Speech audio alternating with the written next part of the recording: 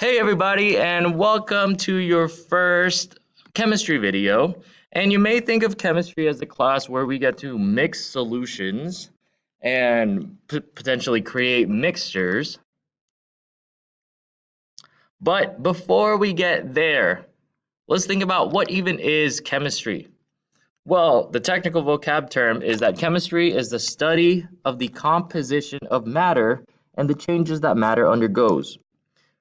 Basically, we're studying what things are made up of and how can they change. When we talk about matter, matter is going to be defined as anything, a substance that has mass and it occupies space, meaning that it has volume. So our first exercise, let's think about these four pictures right here and think about the following questions. How are these pictures similar and how are they different?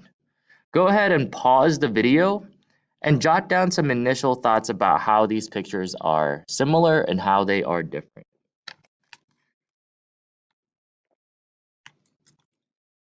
You may have noticed something that some substances are more mobile, meaning they can move more readily than others. Some stay put. Which of these do you think are able to travel freely? Which ones are like rocks? And maybe you've also connected the fact that some of these states of matter can be found in your body and also the environment. So for today's objectives, and these should be in your Cornell notes, we're going to identify the properties of matter.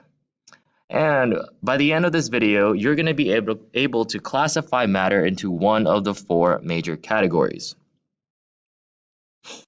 Now, the question you should be asking yourself is, how is matter classified? And if asked, what are some examples of matter? And as always, please feel free to pause this video however you please. All right, let's just dive right in. When we say matter has mass, all we're talking about is how much stuff there is inside of it. So this is not the same thing as weight. Your weight will change if you're in Earth, whether you're in space, but the stuff inside of you, your mass, is going to stay constant.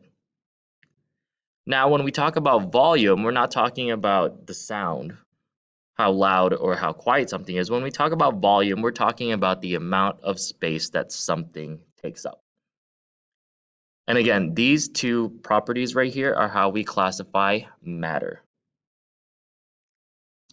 So in chemistry, we're studying what substances are made up of.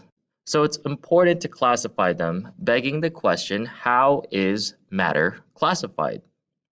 Firstly, matter can be classified by its state.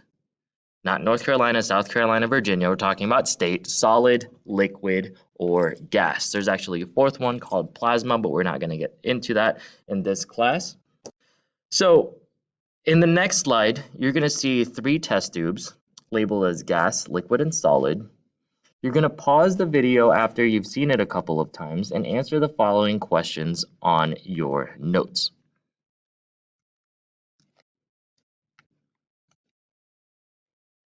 You should be asking, does the solid take the shape of the container? Does the liquid take the shape of the container? Does the gas take the shape of the container? Is there a fixed volume? Meaning, does the shape of the volume change the space that it takes up? Can you compress it? Take a look at which ones of these have the lid. Only the one with the lid is going to be able to be compressed. Think about how these molecules are flowing. Which one is flowing the easiest? Which one's in the middle? Which one isn't flowing at all? And for the ones that are flowing, let's compare them. How fast are the particles moving? And lastly, on your notes, think about how closely packed are the particles? How dense are they? Or how quickly are they to move around? Again, go ahead and pause this video to complete the chart on your notes as well as the sketch for each test tube.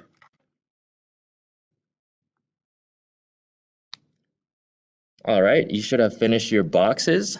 And now let's go ahead and check your answers to see if your observations were correct. Go ahead and pause this video and check your answers on your notes. How did you do? So important things is the way that the particles are moving and how they are packed. They're really important because understanding these properties will allow us to understand how certain substances can react with other substances. So in conclusion, solids have a definite shape and volume. Liquids don't have an indefinite shape, think about water, but they do have a fixed volume. They'll take the shape of the container. Gases neither have an indefinite shape nor an indefinite volume.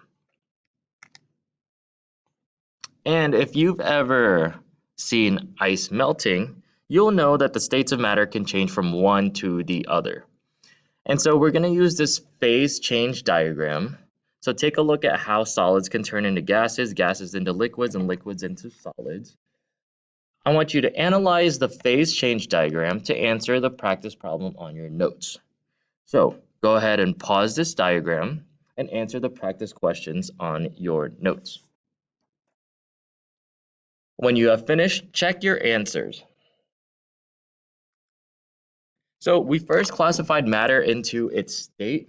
Now let's take it a step further and classify matter based on its composition. Now we're talking about what is this made up of. Good morning, Dad. If you are. So matter can be classified as pure substances. So we're going to talk about pure substances and mixtures. So pure substances are going to be constantly composed with distinct chemical properties, meaning they're made up of the same thing every single time. Examples of pure substances are elements, which are just the simplest form of matter that has a unique set of properties. And this is important when we say unique set of properties because you don't want one atom of oxygen to be flammable and another type to be not flammable. So in this case, there's some uniformity, meaning they'll react the same. Another type of pure substance is called compound, which consists of two or more elements that are going to be chemically combined. You know, at this point, for example, water is made up of 3 atoms, 2 hydrogen atoms and 1 oxygen. And water is going to act like water all the time, making it a pure substance. And so will carbon dioxide with 1 carbon and 2 oxygens. And when we compare that to mixtures, these are just going to be a physical blend of 2 or more components. And we can break down mixtures into 2 different types.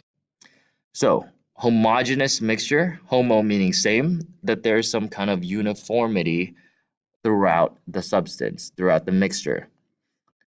And another type of mixture is called heterogeneous.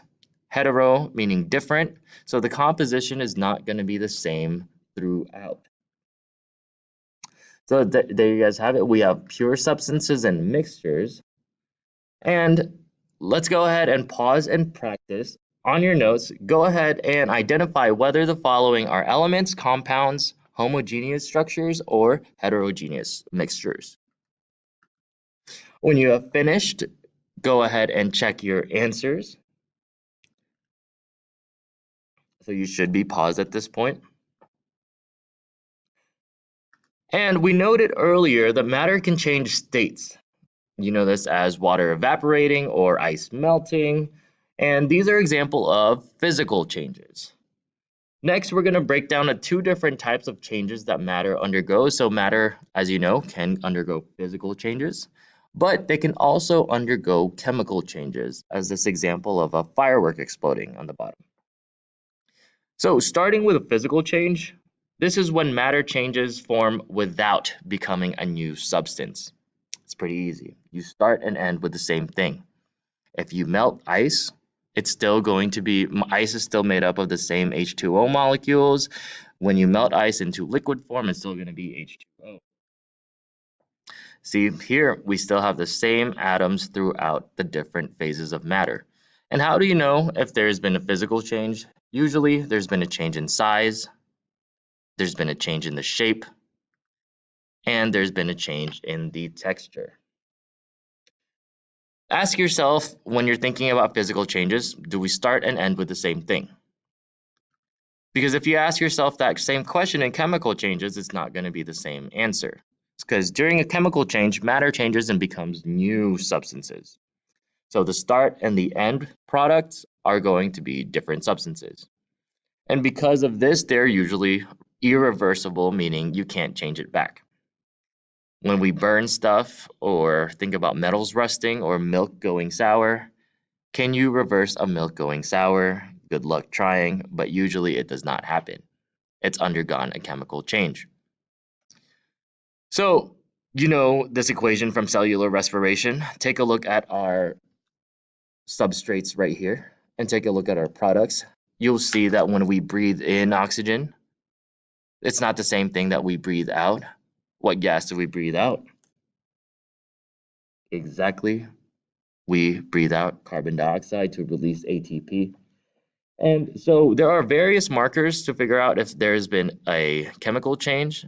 And let's just go ahead and list them.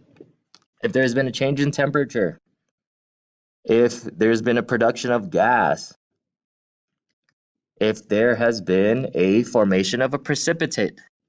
So for example here, if we have formed a precipitate, something that has been produced, then that's usually an indicator of chemical change.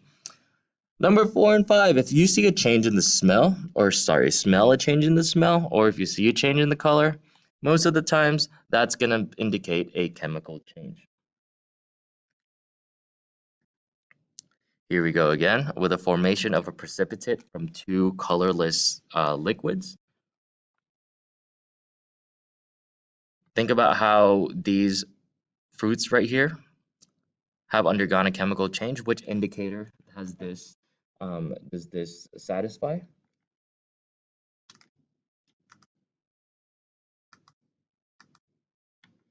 So now for the last part of today's notes, go ahead and pause and practice to figure out your physical and chemical changes.